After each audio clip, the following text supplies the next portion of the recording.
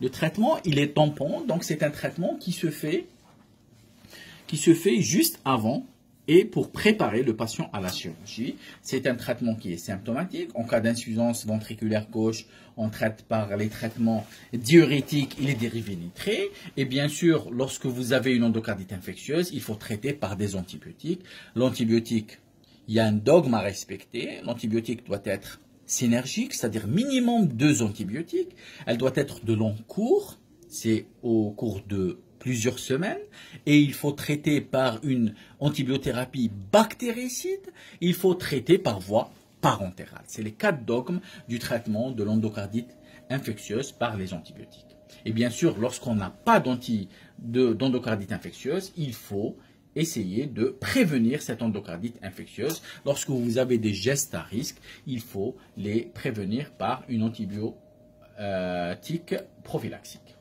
Maintenant, arrivons au traitement curatif de cette valvulopathie, c'est le traitement chirurgical par prothèse valvulaire, ou bien une plastie, une réfection de la valve, ou bien une intervention de Bentall lorsque vous avez par exemple un syndrome de Marfan avec une dilatation importante de l'aorte ascendante. Donc il faut refaire l'aorte, il faut refaire la valve avec.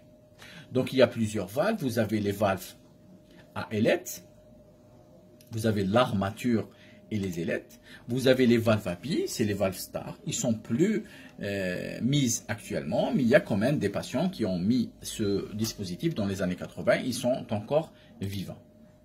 Donc, passons à l'insuffisance aortique aiguë. Le tableau clinique, il est bruyant. C'est pas comme l'insuffisance aortique chronique où le tableau est vraiment...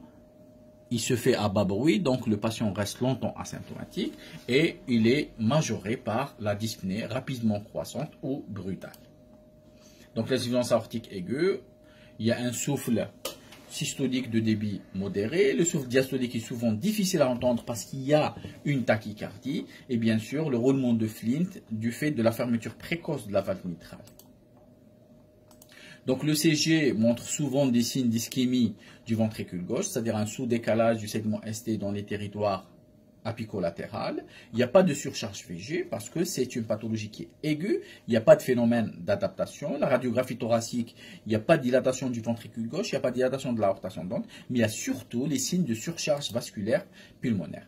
La silhouette cardiaque est plus ou moins normale. Le ventricule gauche n'a pas eu le temps de se dilater parce que c'est une pathologie qui est aiguë. Donc, pas de dilatation du ventricule gauche, fuite aortique importante. Donc, il y a une augmentation de la pression télédiastolique du ventricule gauche qui est importante et brutale. Donc, inondation du poumon et les signes de dyspnée sont péjoratifs et plus importants. Il n'y a pas de dilatation du ventricule gauche, il n'y a pas de dilatation de l'aorte ascendante, mais les signes pulmonaires sont très très importants, c'est l'OAP.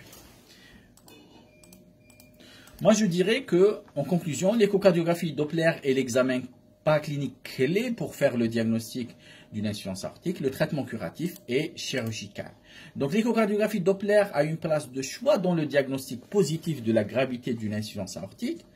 Face à une insuffisance aortique chronique, une surveillance méticuleuse du diamètre du ventricule et la contractilité permettront de guider la thérapeutique. Bien sûr, il faut planifier le suivi, consultation annuelle puis semestrielle, l'examen clinique complet, un interrogatoire à la recherche d'éventuels symptômes, une échocardiographie Doppler. Il ne faut pas attendre que le patient devienne symptomatique pour intervenir. Et lorsqu'on intervient, lorsqu'on met une valve, un traitement qui est important à mettre en œuvre, c'est le traitement anticoagulant.